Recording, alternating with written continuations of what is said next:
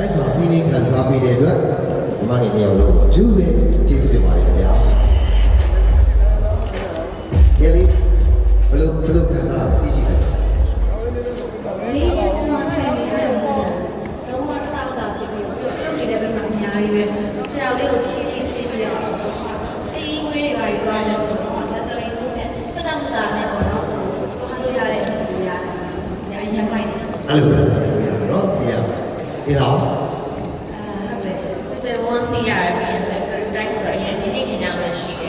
我也 relax 的都在看啥的。OK ပါ